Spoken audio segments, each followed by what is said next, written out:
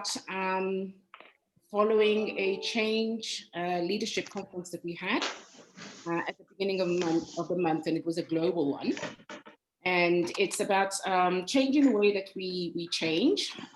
Just so that I introduce myself to those of you who don't know me, my name is Joan Lane. I'm the owner of Embracing Change, which is a solopreneur company, and which focuses on change management and, well, on change enablement. And I'm also a coach. I'm transitioning my business because I want to actually support people who are in the change industry and coaches, so that we are actually changing the way that we change, in essence.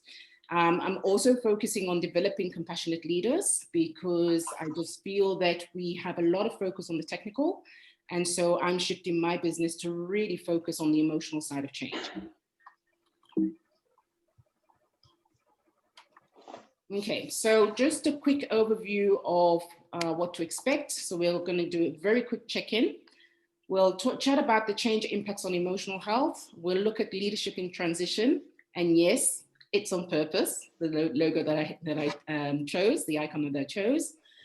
We look at developing compassionate leaders, and then how we can reduce change impacts on emotional health. And then in the what next, in the Q&A section, that's where we start to chat about and having a discussion around what is it that we can then look at changing in terms of the way that we change. Okay, so the first thing then is just a quick check-in. And we start with the simple question, how are you feeling? And it's a very simple question, but it's a question that we actually don't ask often enough in the workplace, or even, well, at home we might ask it. In the workplace, we don't ask it enough. It's a question that immediately connects us actually to our teams and to our clients. And so just by doing that quick check-in, it really is one of the ways that we start to reduce emotional health, because we're literally finding out how you're doing. You've got that human connection. So I'm not actually going to do the check-in here. I'm just talking about the check-in. I'm not actually going to connect with you guys yet. So before we continue, I don't want to just, I want to position change versus transformation. So change is when you decide that you're going to paint your room a different color, and you paint it. And maybe a few weeks later, you decide, you know what, I actually hate this color. I really dislike the color. I don't like it at all. So you decide that you're going to change it back. When you change it back, you're going to have a bit of disruption in terms of, you might be a bit out of pocket. When you painted it, of course, you had to put down the sheets and you had to move around the furniture a little bit. But if you were to paint it back the same color, within 2 or 3 months, nobody would notice at all that change had even occurred. And that's when you have just one thing that has changed. So change is an event. And then we have transformation. So with transformation, first of all, transformation is a series of change events. Generally, there is always a lot of disruption. We are out of our comfort zone. And if we look at this couple here, we can see that they're quite far ahead in terms of whatever they're doing in their homes. They've knocked out a wall. They might have already ripped up floorboards. If they wanted to go back to the state that they were in before, they wouldn't be able to they would definitely have lost something. So they would never be able to put it back exactly in the same state as it was when they first started. So with transformation, your end state will always be very different to what you began with. And just to put it into the context of, the caterpillar and the butterfly. So once the butterfly is transformed, there is absolutely no way you could ever change it back into a caterpillar. So that's transformation. Lots of disruption, lots of mess before you get to your end state. And just so that we are kind of like on the same page, I think many of you may have already seen this picture or something similar or heard the saying. So we're all in the same storm with COVID, but we're in different boats. And I just want us to take maybe even 15 seconds just to have a look at this and just to see for yourselves quickly, if you were a boat on this picture, which boat would you be? And in terms of your storm, what is the ocean doing? So it's really just about taking a few seconds just to think about it. You know, we've got the big military warship, very solid, very sturdy. It can get knocked around all over the place. And then there is a little tiny dinghy. I don't know if you guys can see it on the right-hand side. And there's one person in there. But the boat still looks quite steady. So in terms of COVID, every single one of us, when COVID started, we were already on an ocean, we were already in a boat. And some of us might have been more comfortable than others. And so that's what we need to look at when we say we're all in the same storm, but in different boats. So the way then that change will impact us, and especially the emotional side of change, will be very different depending on if we've come from a very sturdy, solid ship with a full team on board, as opposed to something that might be being thrown around in the choppy seas, and you know, in a position where it's quite difficult for us to man that boat by ourselves.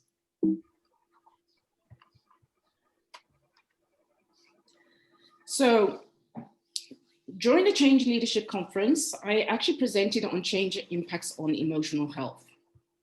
And the reason why is because over the years where I've been working with change and transformation, I've observed often in organizational change that there's a lot of disruption, and we speak often about the burnout, we speak about the change fatigue, and yet it looks like we're not really changing the way that we change.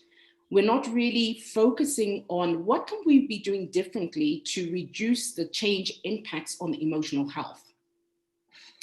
So in researching for the presentation, what I found was that currently the cost of change on emotional health globally is $1 trillion per annum. So you would think that with that, then definitely in the corporate world, we would want to be looking at solutions that would reduce that cost to the pocket. But also, I mean, yes, we want to have a look at reducing the cost on the person. So with COVID, emotions are the greatest change that COVID-19 has actually brought into the workplace after the involuntary digital transformation. So we've had two massive changes, which were, you know, most of us are experiencing both the digital and the emotional changes. And I've put George Floyd's death in here as well, because what that's done, it's added to the emotional pressure that we're under due to the diversity conversations, diversity and inclusion conversations that haven't stopped actually, and seem to be also intensifying. So that's also adding to the emotional distress. So just a few numbers. In early lockdown, studies found that up to 45% of adults felt adverse effects on mental health. Up to 37% showed signs of psychological distress, and up to 70% felt this period was the most stressful of their careers. And this was already in early lockdown. I don't have the actual updated figures for now, but I know that we've got some wellness specialists in the room and they might be able to add to those figures. So in organizations, often what happens is from the change management point of view, the budget that is cut first is always the emotional, the cultural side of change. And the diagram that you see there, for those who are not familiar, this is a ProSci aspects of change on people in the organization. So there's 10 aspects that we measure. 2 of them speak to the mind and to behaviors. So you've got mindsets, attitudes, beliefs, and the critical behaviors. So the care of employee well-being and emotional health are treated as optional, and their outsourced services, they may be provided ad hoc. So I'm generalizing. I know that it's not always the case, but we see it quite often. And so the actual emotional health side of it might be provided by something like ICAS, on demand from the employer rather than a strategic approach. And so as much as wellness has got packages that they provide for the organization, because the budgets get cut, this is where we start to see then the ad hoc, almost like a plaster rather than the structured approach. So what are some of the changes that, so what are some of the change impacts that we see? So,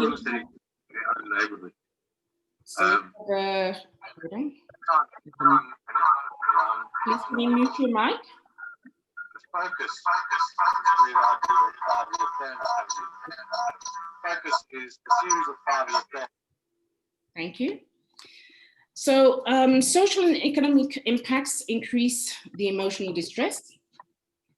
And one of the things, so you speak about personal loss. So right, very, very early on in the lockdown, in fact, before the lockdown started, I lost my brother-in-law in France. And so we hadn't yet gone into lockdown here in South Africa. And the biggest change there was in terms of the way that we grieve, because we are now in lockdown and we cannot actually physically connect with our families. That was already a big change in how do we manage the grief. So for some people, they may not have seen it immediately, but that also immediately leaves you kind of bereft in how you can actually, your go-to solutions are no longer there.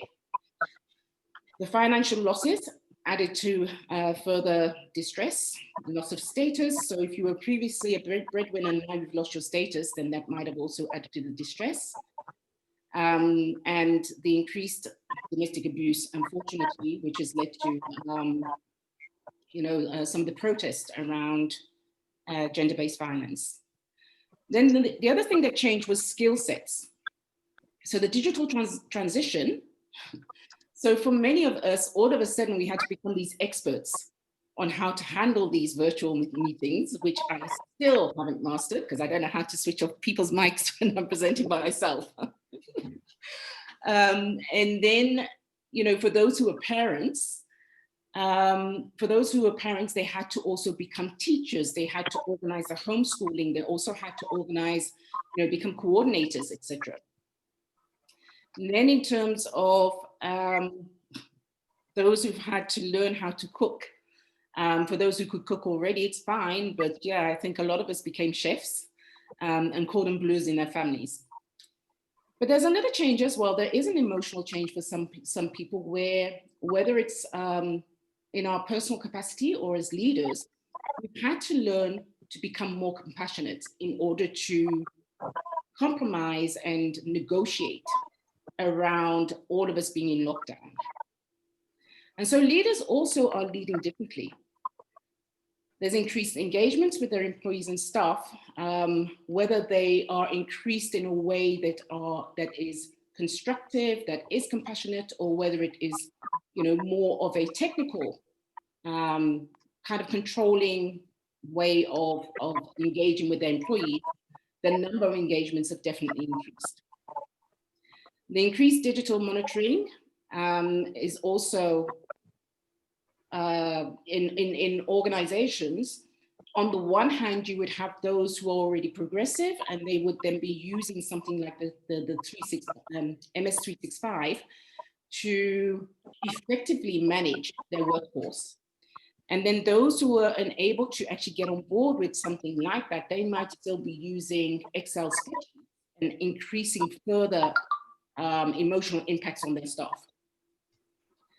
The role of HR, I feel, and from what I observe, the role of HR has really changed a lot in terms of HR practitioners are having to play more of a strategic role in terms of advising their leaders. So even if they had it before, I'm observing that they really are taking on that leadership role because they're having to go out there and find these answers to this completely new world. So our leadership is in transition. And it's starting to look very different. But there are those who wish to keep the patriarchal approach. And that approach often considers that emotions are for weak people. It's a sign of weakness. So we don't want emotions in the workplace. But yeah, the new leadership is emerging. They are getting much younger and they're getting much more diversified. And we're starting to see also more transformational leadership. So really where we are leading more with the coaching and the transformation journey. So where the people-to-people engagements are increasing, and where people are actually taking on their own journeys in terms of how they want to lead and how they're leading change. So now we talk about changing the way that we lead change. So what if change practitioners raised awareness about the need to change the way we lead change?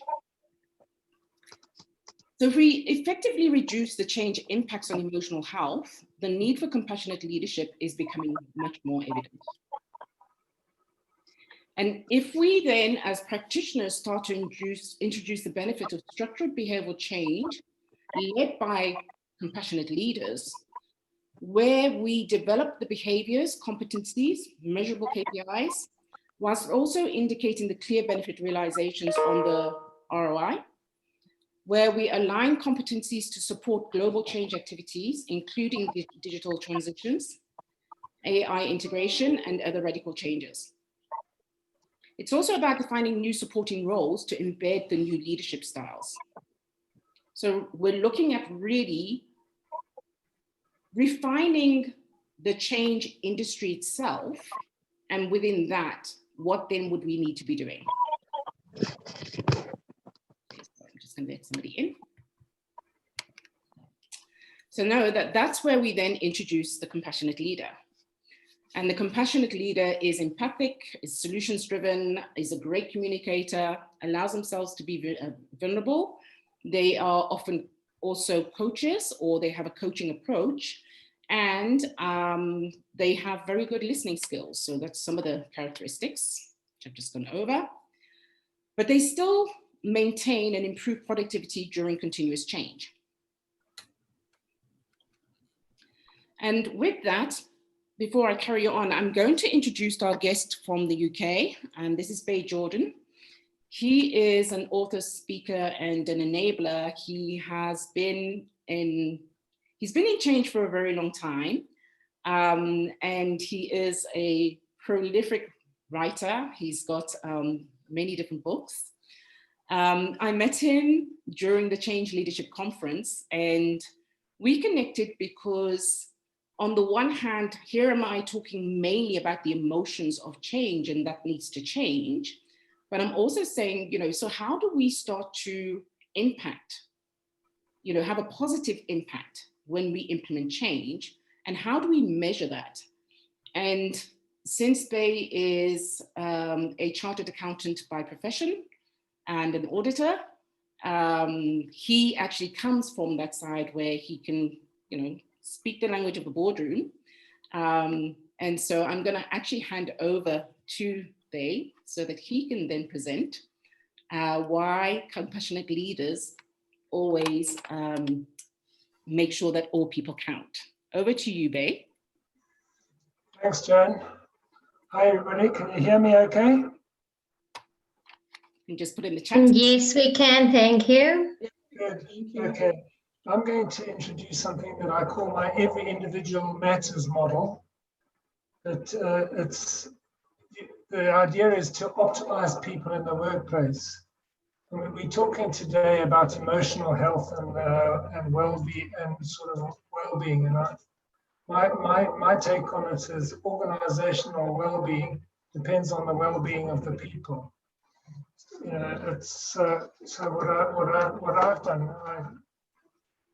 You've no doubt heard the expression, people are our greatest assets. I wish I'd been given £1 for every time I'd heard that expression. I think I'd have my own island like Richard Branson if I had. The problem is that there's a major dichotomy in life because we talk about people as assets, And we even sincerely mean it. There's nothing wrong with talking about people as assets, but we manage people as costs. What is the justification for any change? Generally, it's to save headcount, it's to reduce FTEs. And, it always boils down to that. I got involved in this because I was the financial controller for the equivalent of one of your building societies in Canada. My boss came to me one day and he said, "Babe, work out how much it'll cost us to get rid of our private banking division." Now, that private banking division had been going for 4 years and was just about to break even. They had spent something like $20 plus million on it. But it was the 1992 recession. And they needed to save costs, so they decided to close the private banking division down, which is fine, no problem. Like 2 weeks later, it was gone. But when they had set up that private banking, they had recruited their top 10% of people into it. Their top 10% of performers had been recruited specifically into private banking. So effectively, in that step, they got rid of all their best people because there was no concept of the value of people whatsoever. And I went to a conference a few years later and I heard somebody talking about people as our greatest assets, and that experience came back to my mind. And I thought, no, this is ridiculous.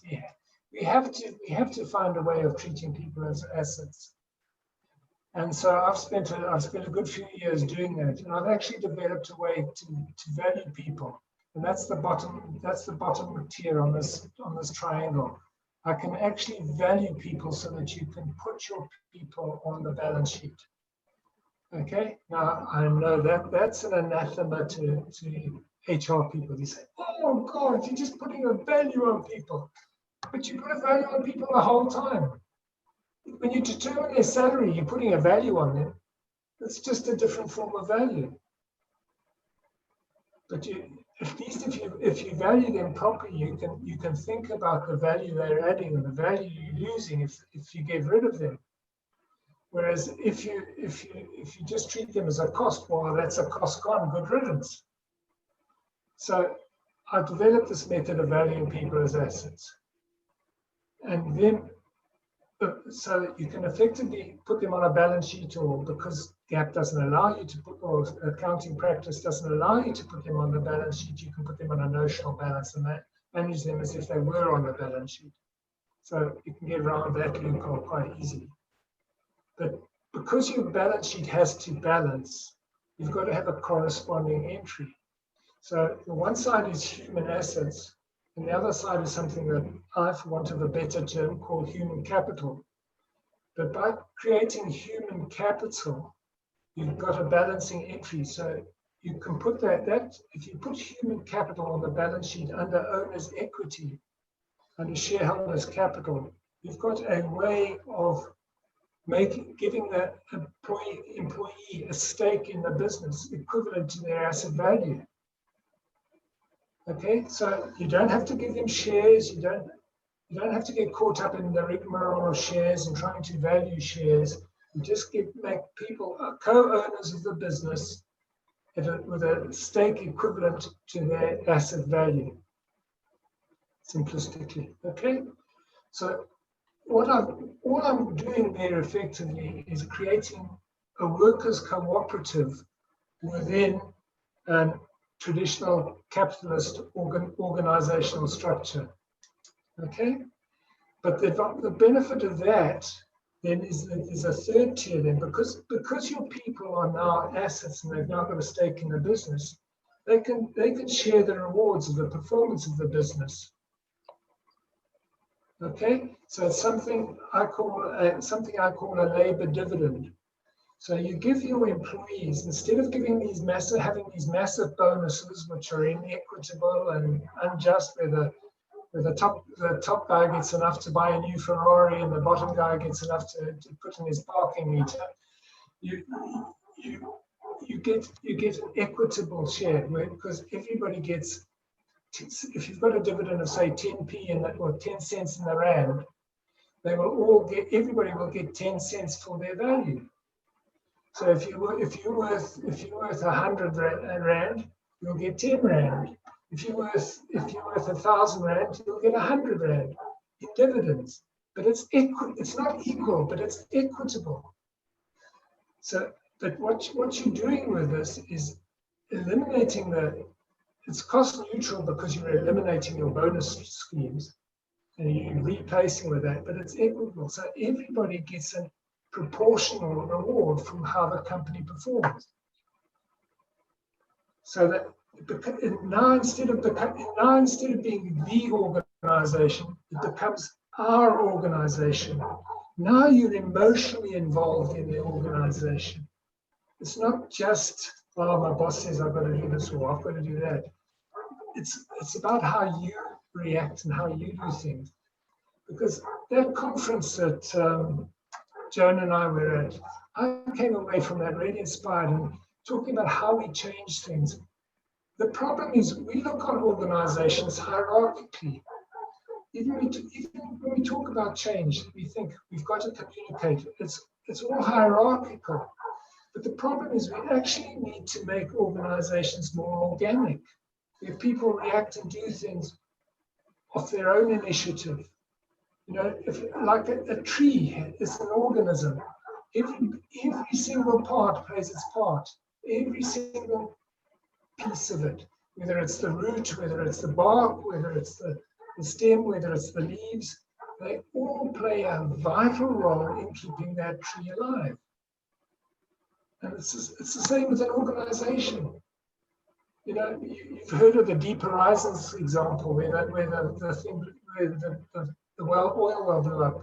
People have warned about that, but they were ignored because they weren't considered high enough up the totem pole. They were insignificant. But that cost BP billions. So everybody has an effect on the organization and how it performs. And so when it comes to valuing people, I've got these three, if you think about it, you actually value people on three criteria. You value them on their ability, you value them on their attitude, and you value them on how they apply those two, how those two combine, on how well they perform. So the ability you can recognize through training and education. So, and the thing that I really realized was the difficulty when it came to valuing people is not the initial value, but the ongoing change in value, because the value changes over time. And so ability, you would capitalize a portion of your training costs, and that will add to the value. So your value couldn't go up the whole time. Attitude, if you've got an attitude problem, you some kind of remedial program. So on the same basis, you can add that to the person's value. So if people do that, then you can start doing that, and you can see the practice and increased responsibilities. They all add to a person's value. So those are the criteria that value revolves around. And we can easily cater for that within a system. And that creates an organization where you've got circles where you've got the purpose and the strategy of the organization, but the circle goes both ways. You've got what I call a AAA employee, who's somebody who expresses all three of those A qualities that I was talking about. So that they are engaged in the organization, so they help the purpose. And the purpose of the strategy helps the individual as well, because they've got their personal aims. So instead of having an annual performance review to determine your salary, your performance review is related to what the individual's own ambitions are. And so it becomes a partnership that works both ways. And all these five things here, they all reinforce each other. So the circle goes both ways. It's like a Dyson washing machine, you know. Instead of just spinning around one way, it goes both ways. And this does too. And it creates that love at work where everybody is engaged and in the organization is willing to help everybody else. That's not my job. I mean, how often have you encountered that? That's not my job when you've asked somebody for some help. I know I have, lots, but this gets around that problem. You know, I think that's probably about it. I think I've talked enough, Joan, so I think I can hand back to you now. And I think Thank you so much, Ray. This is the catalyst for the emotional well-being, I think, because you've got the structure. It embeds it. Now then you can do all your other soft skills, dare I say, those things that we accountants don't generally talk about. Yeah. So when we look at this image, we see this big heart behind everything else. That everything's actually built on that heart. And to say love at work, I can imagine a number of people running out of the boardroom screaming and saying, "Are you mad?" But when we, think about what you said in terms of, rather than just having this performance management based on the KPIs, if we're invested in our personal growth, and there is the personal value that is linked to the value of the organization and the objectives of the organization, then we look at, where do we fit in? And we've got that driver of the purpose and the strategy that keeps it all together. And in terms then of developing and investing in that AAA employee, it means that the organization also looks at the employee, as you said, as an asset. And when Bay first spoke about human capital and human assets, I was just like, I actually I still dislike those words because I still see the human as human being. But when he explained it in this way, then you're talking about, yes, how you're looking at your employee in a very different way. And it still can become humanitarian because you're looking at the value of the person and what they're bringing. So I'm a little behind in schedule, so I'm going to accelerate. Now this is just about, thank you so much, Bay. Thank you very much for the presentation. So the journey to compassionate leadership, it becomes critical in terms of self-mastery. It's all about self. We've got to start with ourselves first. And change practitioners can facilitate this transformation as advisors, as consultants, as different types of practitioners within the change industry. But the journey always starts with self. So I'm really going to go very fast. So the first thing we start with is if we assess ourselves, where are we at from an emotional point of view, and what change leadership skills do we already have?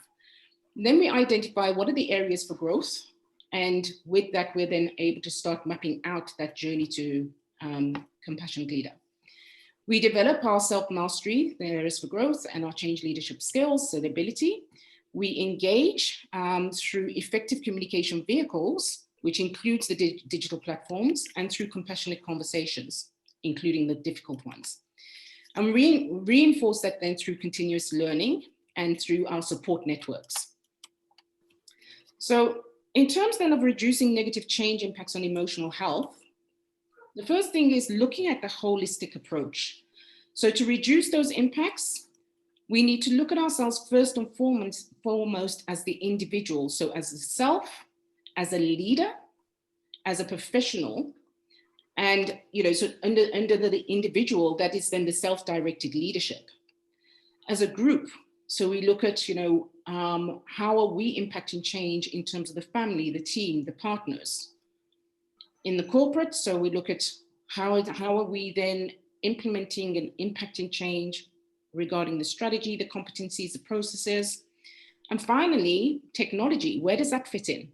The digitalization, the data, the AI, many people are afraid of it, but where do we bring it in so it becomes an ally? So making sure that we have that holistic approach when looking at how we're going to change the way we change and the way that we lead is very important. But I keep on insisting, we first start with ourselves. So change makers and change practitioners would need to become more resilient because we're all leaders regardless of the position we hold. But then if we're not able to lead ourselves, then how can we lead others? Which is quite interesting. And that leading ourselves begins with us taking accountability and responsibility for how we actually respond to change. So the triggers that are in front of us, that are presented to us each day, how do we respond to it? And then when we own our reactions, then we are able to build and maintain our own emotional health. So if each of us is doing it, it becomes much easier.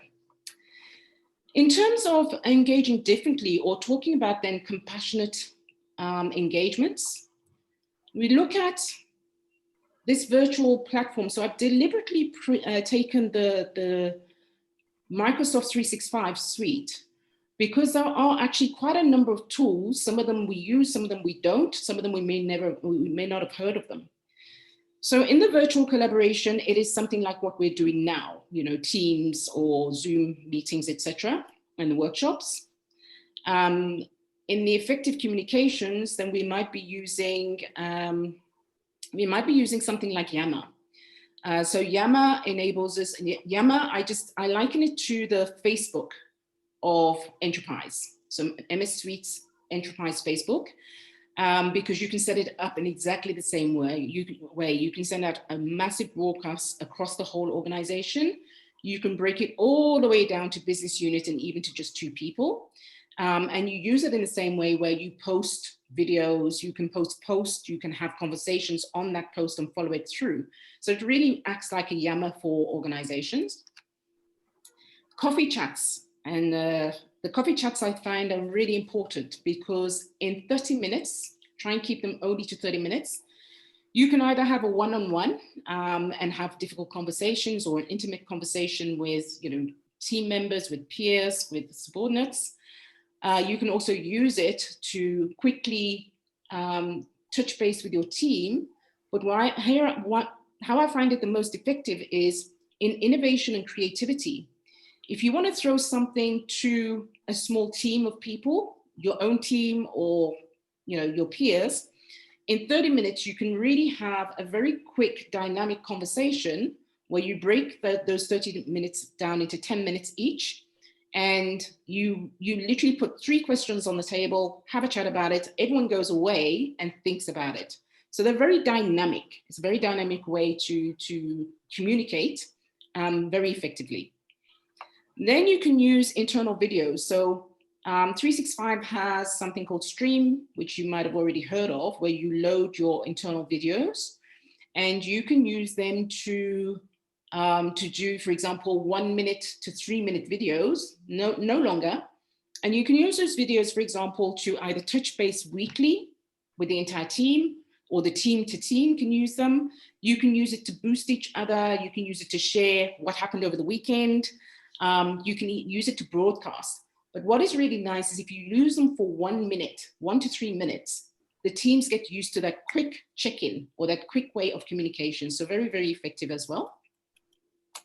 And then, of course, you have your online learning hubs. So the equivalent of your Coursera or your LinkedIn Learning. So that means that your teams then can do blended learning, and they can develop themselves online. So now when we talk about how we're going to change, then how do we start to look at changing the change environment?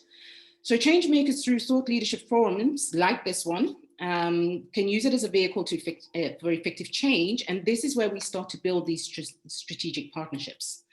So with HR, wellness, and mental health experts, with business leaders, with government leaders, policymakers, and educational institutions. That's just to begin with, but we need to get the conversations going. I put in the 17 Sustainable Development Goals, the SDGs, because they can be a foundation for that global change, strategic change, so the change where we are starting to look at the infrastructures that we're changing. And how about then, looking at the change roles that we might need in order for us to impact the industry? We also need to look at what would we change in terms of the actual practitioner roles, and where might they sit? So this is just an example of some that we're aware of, but this is where we start the discussions. So your traditional change management roles are change manager, org change, change specialist, change ambassador, change champions, change lead, etc.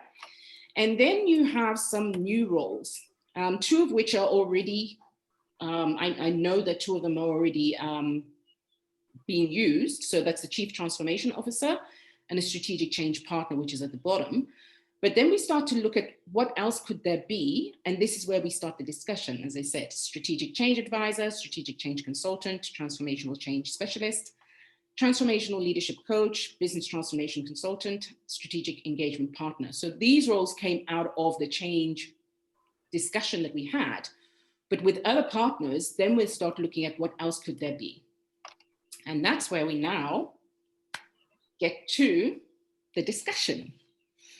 So before we start looking at the questions here, I'm going to stop sharing and check in with all of you and find out if there are any questions. Let's see. Oh, interesting. Let me just, oh, there we go. Stop sharing. Okay, I see that there was some chats as well. Oh, thank you. Okay. So just from the chats, this is so interesting. Thank you, Joan. And that's Farouk from Observatory. And yes, the audio wasn't great from the UK. Sorry about that to see, but I hope you were able to hear. Thank you, Deb. Very interesting. So you can put your mics on because I'd like to know if there's any questions before we actually start getting into the discussion. I am late in terms of how long I've taken to present this part, but I would love to hear if anyone's got any questions or any particular feedback.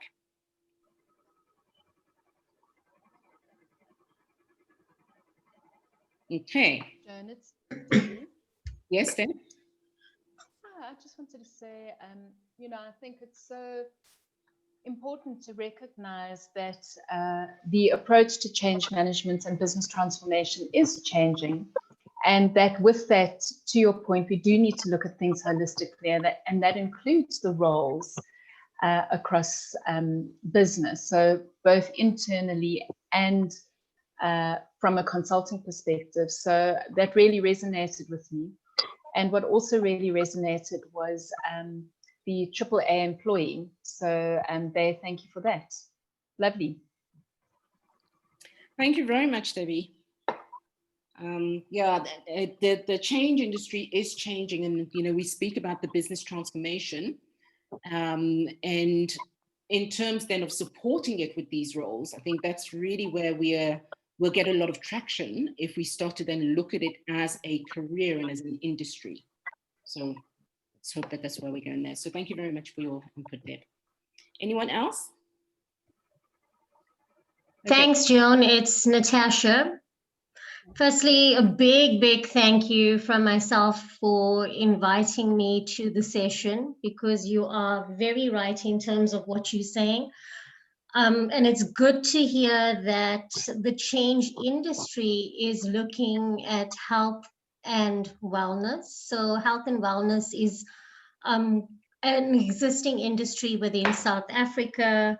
It's a regulated body, and we've been in the industry for many years. And there's definitely a need for collaboration so that both change and well-being can collaborate a lot closer in order to bring about effective change. So thank you for the opportunity to participate. And I look forward to being in a lot more of these sessions to look at what you perceive as collaboration and how we take it forward. So with the, with Bay speaking about the model for emotional well-being, like I said, in South Africa, we do have many models.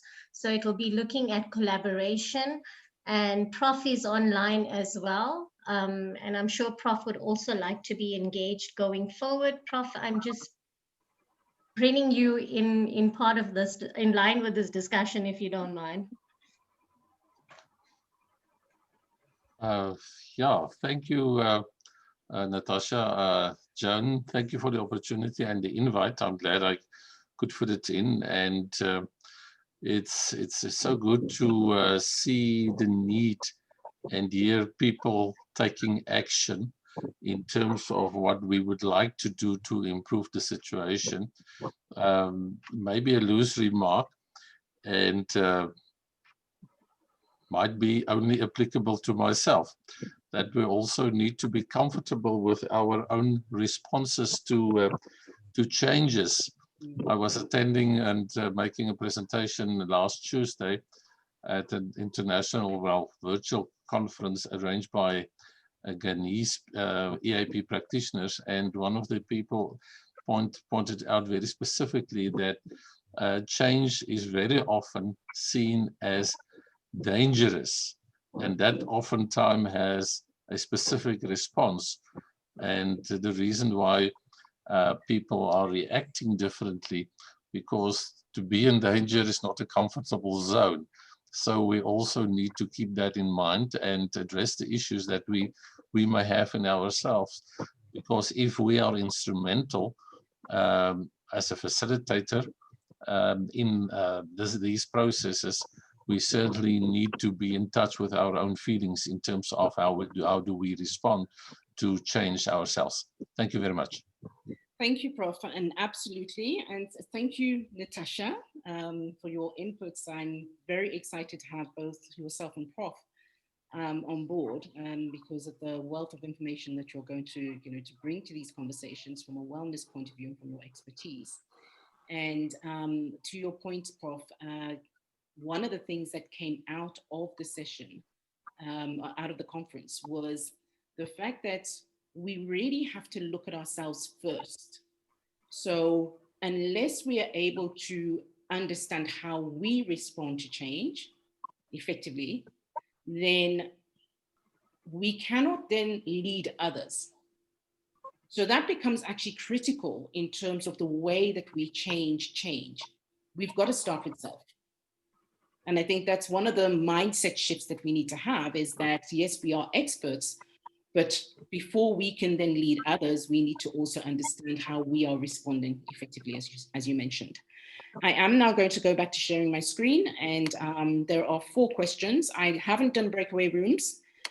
So what I'm suggesting is that we have a look at the question and that we spend 6 minutes maybe on each question, and then we have a discussion around the questions. That's it. There are 4 questions. I'm going to read out all 4. So it really is about changing the way that we change. So the purpose of this particular think tank, the first thing is, okay, let us get together professionals who are change practitioners and also change makers. People who deal with behavioral change, because this is really more about behavioral change. Even when we get to the technical aspects, we're looking at how do the technical aspects drive the emotional change. So the questions, how, where do you see change management practitioners significantly influencing the reduction of change impacts on emotional health? What potential new change roles can you or do you see supporting emerging trends? What would need to be in place to make change and transformation in industry? And what would be the greatest barriers or obstacles to effectively change the way we change? So I have to leave the questions on the screen. And there's 4 questions. So let's start with the first one. That first question then, it really is just about getting your feedback and your ideas. And, we can take this out of this room so that there can be more input later, but just what are your thoughts around that to begin with? So how, where do you see change management practitioners significantly influencing the reduction of change impacts on emotional health?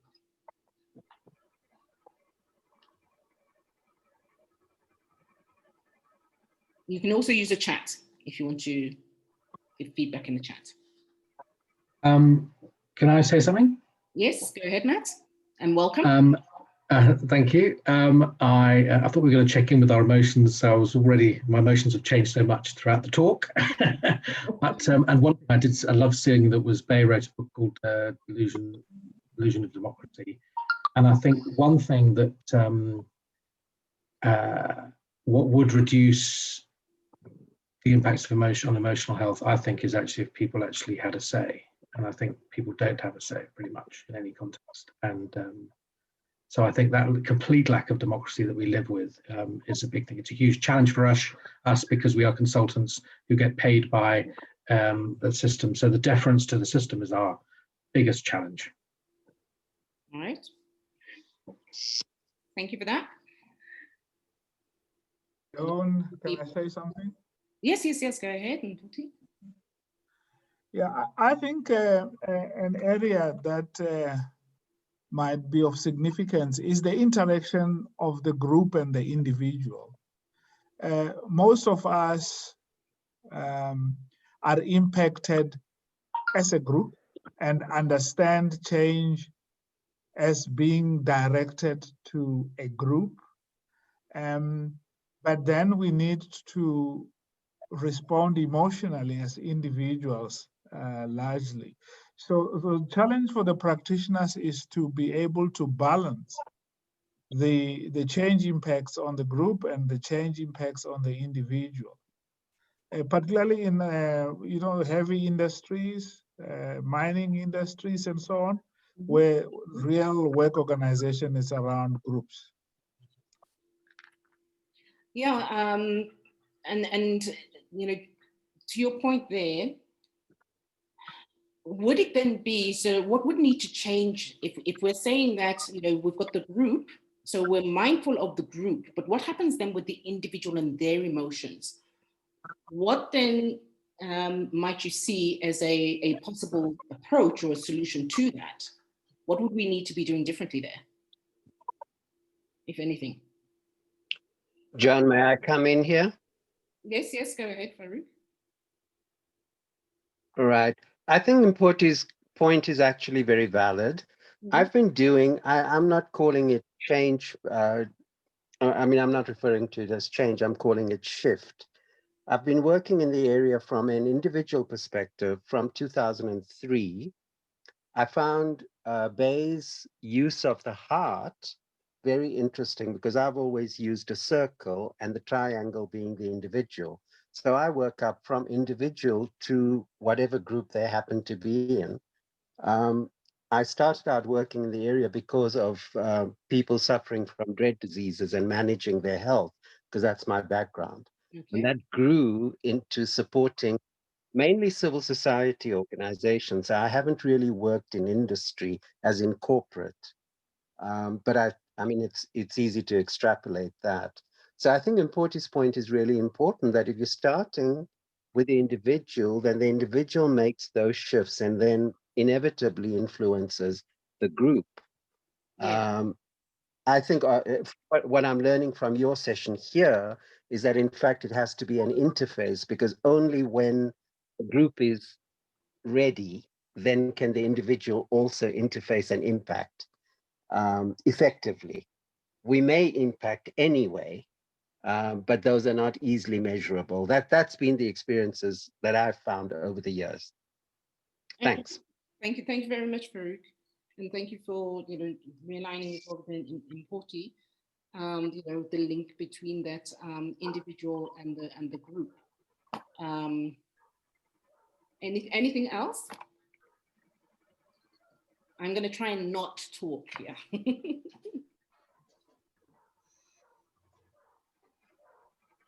So we can always input later from the wellness team or the wellness professionals. Is there anything in your area, in your toolbox or your toolkit that addresses the issues raised here?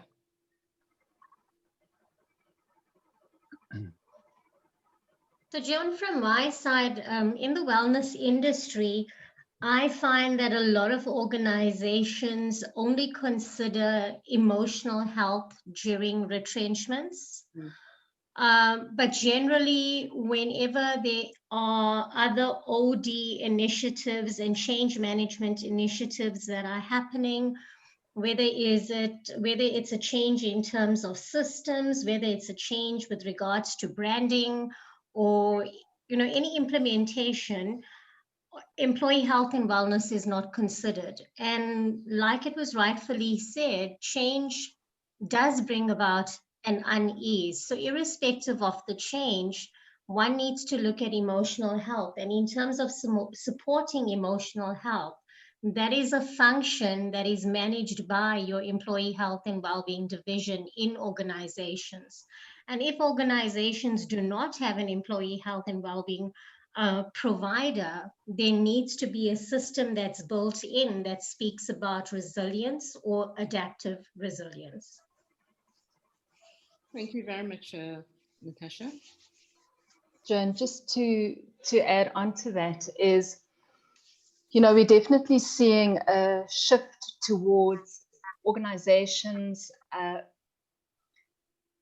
wanting to identify the adaptability quotient of people in their teams, because a high AQ, of course, if you're able to measure that, can also give you an indication of the resilience that you're likely to get from individuals.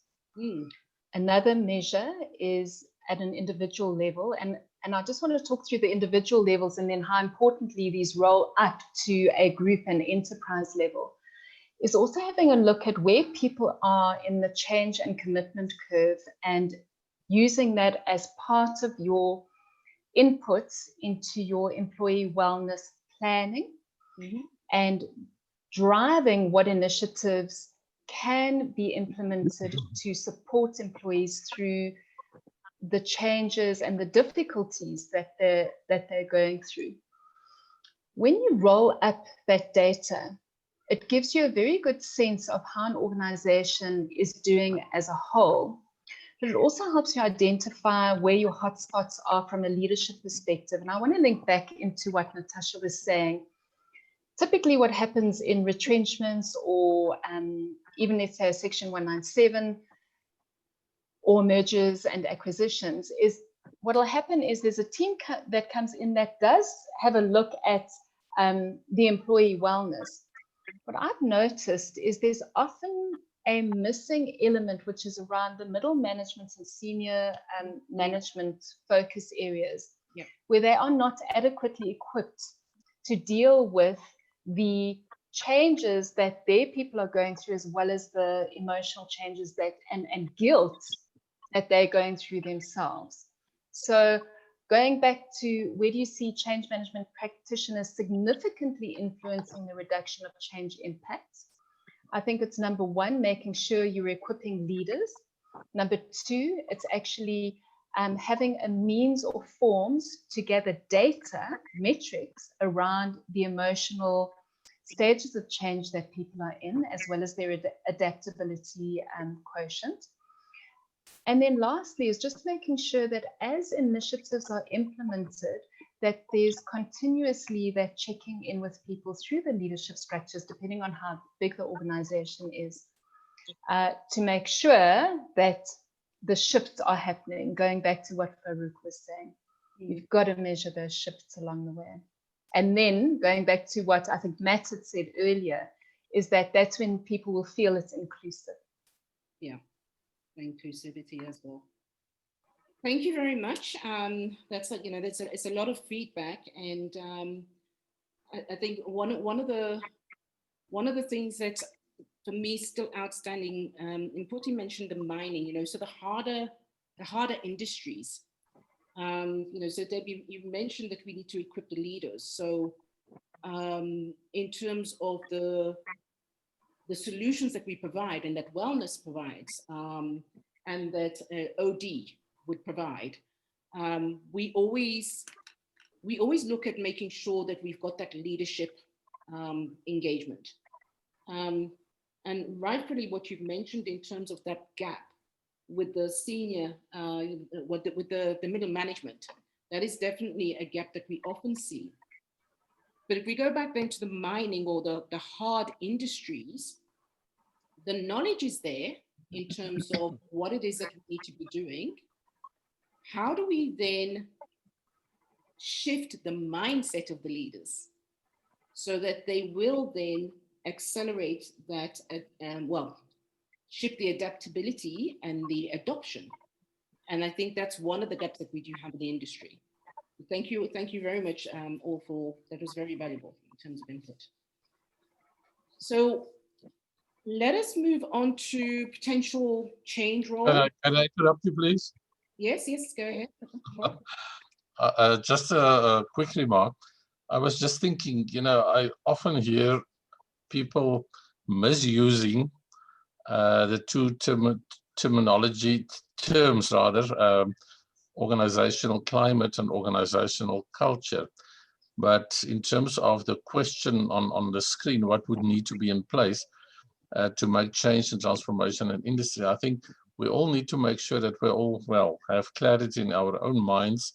What are the differences between culture and climate in terms of the organization, but then also make sure that we understand how to actually, I don't want to say measure, because I think that's almost impossible, but to get a feel of the organizational culture when we get involved in the context of what we're talking about, so that we can also be convincing in giving feedback, alerting our leadership in terms of how do we, as an objective outsider, so to speak, how do we read and see the organizational culture, specifically in terms of impacting on change or the lack of change taking place, so that we can also guide the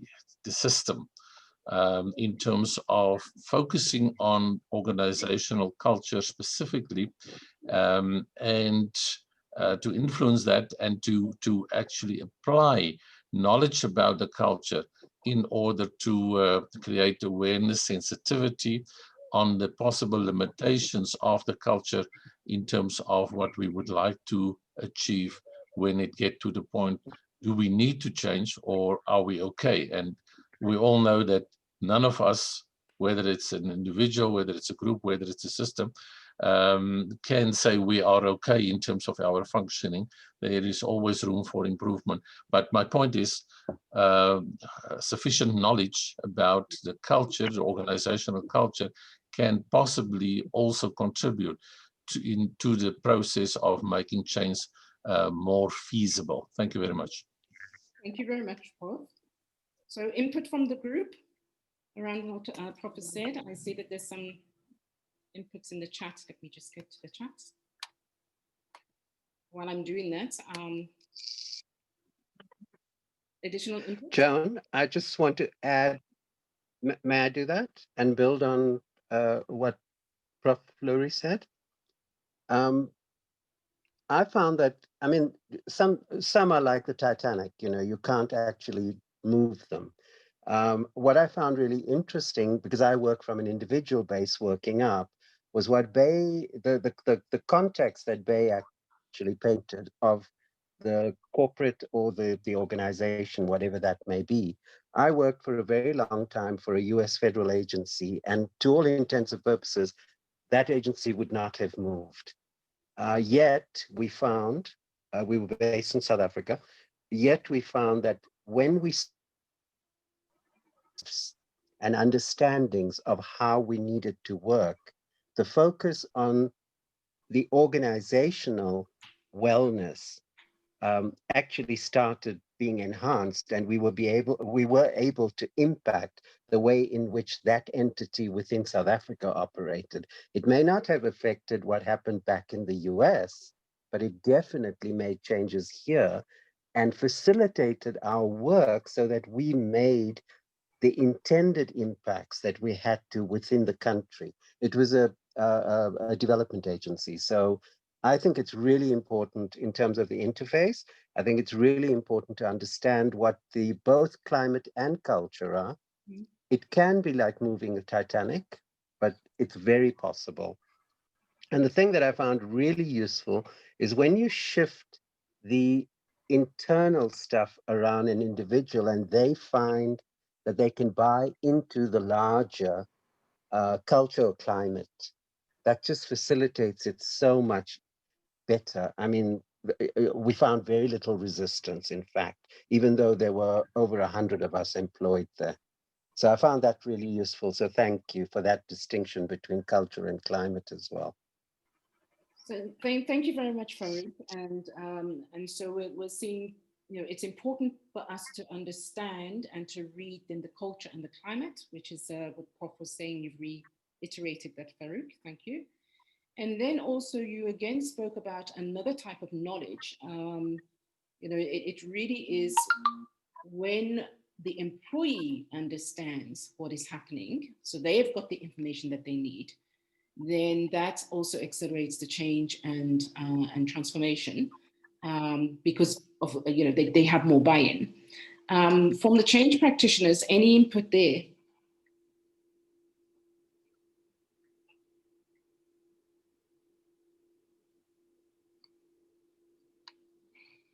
So we're looking at, you know, what needs to be in place to make change and transformation in industry, because we would, you know, that's where we've gone to that question. So understanding the culture, understanding the climate of the organization, the people themselves need the knowledge. So, you know, from a change management point of view, those are some of the, you know, in terms of the stakeholder engagements and the communication plan, those are some of the things that we have to put in place when we're implementing the change strategy. But now, in terms of making the change and transformation in industry, what we're seeing today is that, Natasha, you mentioned that wellness is regulated.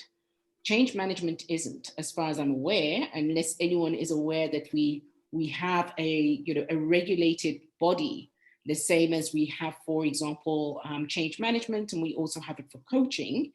As far as I'm aware, there isn't a regulated body for change management. So would that be somewhere where we would need to start, or is it there and I'm just not aware of it?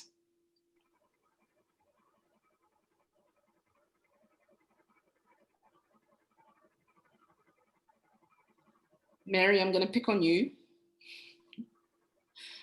So Mary, you know, in terms of your experience and your observations, have you come across anything that we could talk about as a regulated body for the change and transformation industry?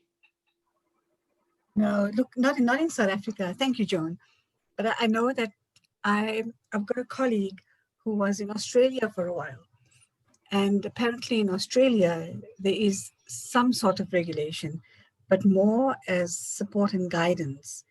And the thinking was to do the same in South Africa. So I hope he gets to do that, because he shared some really amazing tips that he acquired in Australia.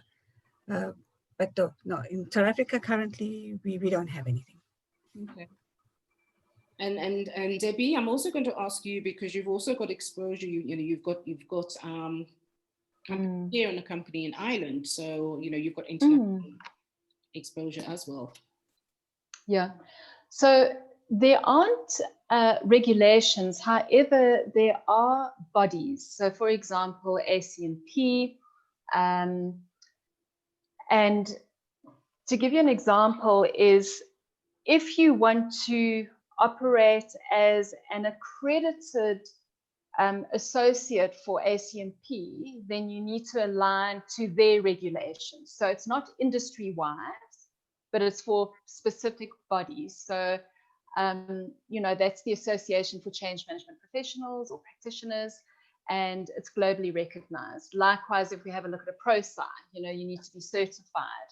So there certainly are organizations one can align to, but there isn't a regulatory, there aren't regulations around it. Yeah, so that's also been my experience. Thank you, Debbie. and thank you, Mary, as well, for your input as well. It's exciting to know that in Australia that they are regulating. What I've found as well often is that in terms of the regulations, it really is more around the technical aspects of change, even when we talk about the people side of change, like, for example, ProSci.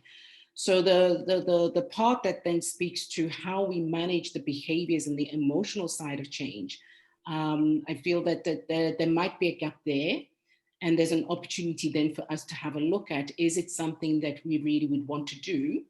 And given that change is increasing, it's not going to slow down at all. In fact, it's going to continue increasing. It appears that it would be the right time to start looking at what a change and transformation industry would look like, and what would we need to do then to put a regulatory body in place. So thank you very much for that. I think that is also another gap maybe identified. So I would like to go to the roles. Yes, go ahead. It's important. I just wanted to make a comment. Mm-hmm.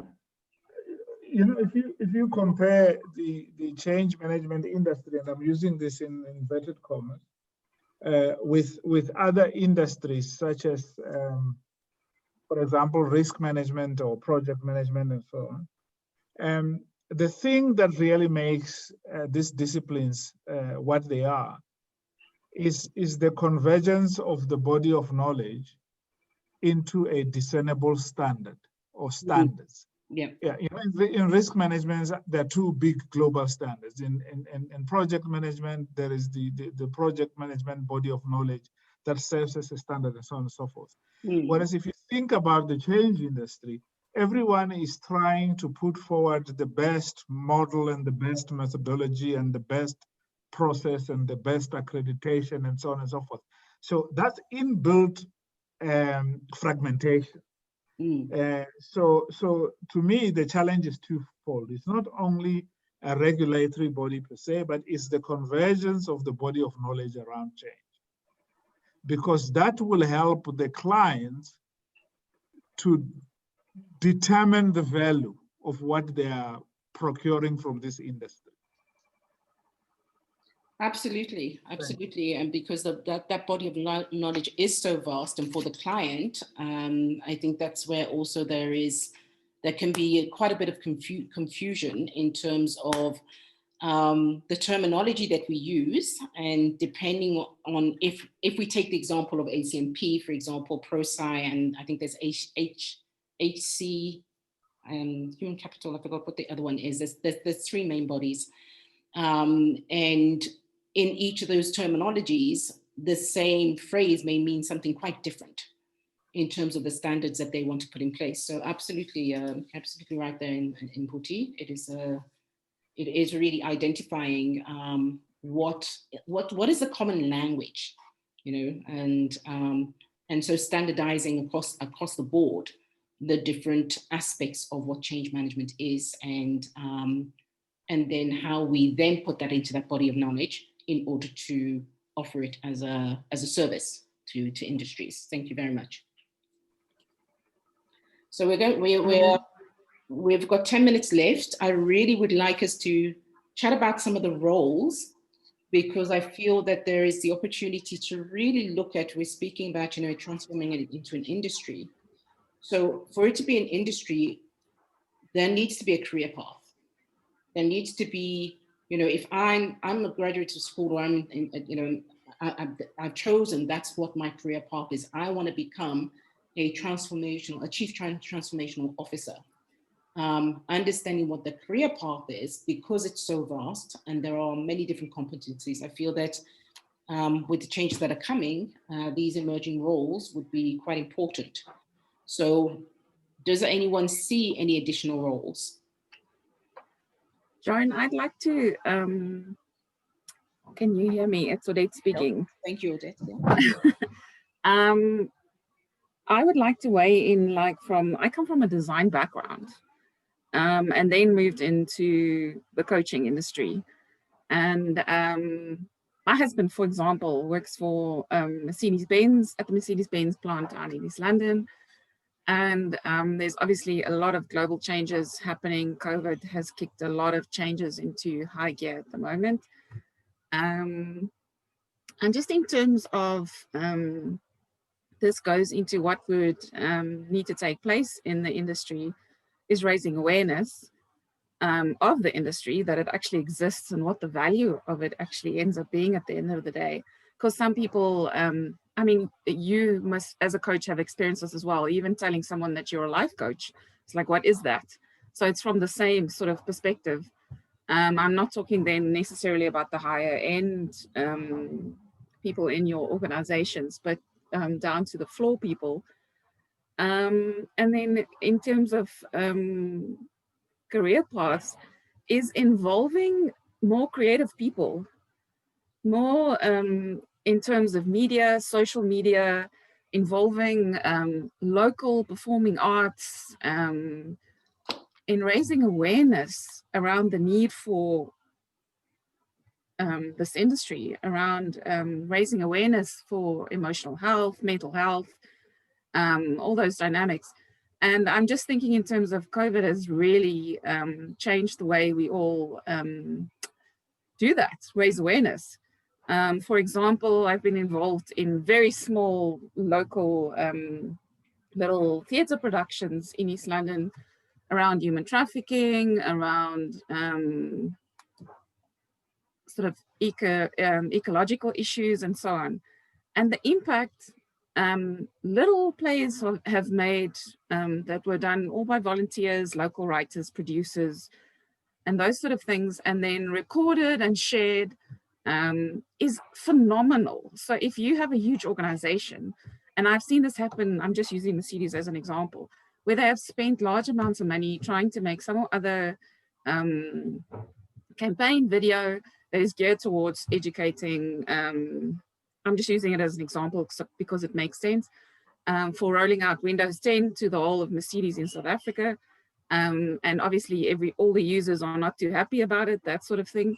Then trying to just keep everybody updated and what's going to happen, and this is your team, please talk to, keeping channels open and that sort of thing. But then spent a whole lot of money and didn't really actually have the impact that was required. Is having more specialized people involved in bringing the message of change across in a way that makes sense. And it needs to be, you were talking about short little videos. Everybody watches YouTube all the time. People lived, behind the TV watching Netflix and whatever during lockdown. And we've all really realized the huge impact all this digital communication can have. But then having really sharp, important, what's the right word? It's been a long day today. Like having really impactful, short, very well written and scripted and carried out media information that can be shared with your on your intranets, on your whatever communication system you use in your company, instead of having long, boring meetings where people jabber on. I'm just taking it now from a creative person's perspective, boring you to death, and it doesn't actually connect with people. It doesn't encourage them about the changes. It actually just brings more doubt. It doesn't communicate much, or people just don't take it in, because not everybody's wired to be able to focus and sit and listen through, a bunch of statistics and whatever. It's like, get down to the point, tell me what this is about, give me visuals that support what you're telling me, and do it in less than 4 minutes. That's just like, to have people step into the change industry, out of the performing arts, out of the film industry, that sort of thing, I think is super, super, super valuable. It's a resource that's not being tapped. And it's ridiculous because the entertainment industry is the biggest industry in the world.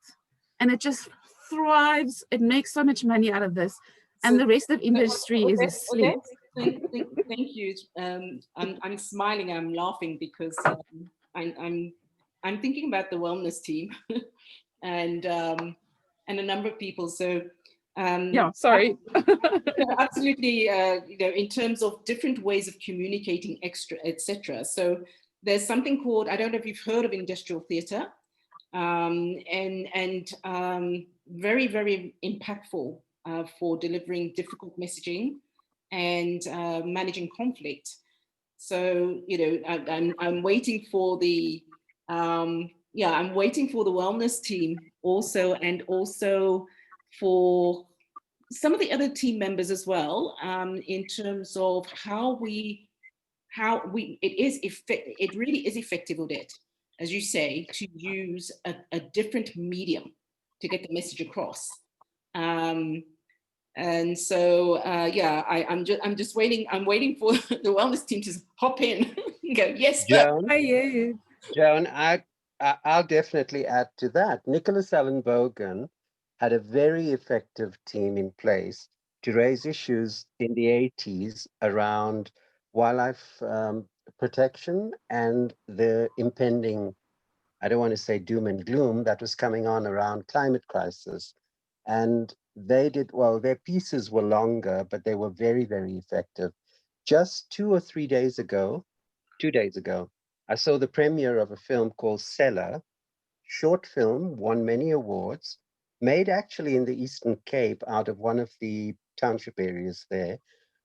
The subject matter was alcohol consumption and the impacts on communities that are impoverished. And anybody living in the city who were very critical, as we tend to be, about the alcohol ban, if they saw that film and still stuck to that archaic position that the alcohol ban was problematic, then I seriously would want them to question where they live and how they live.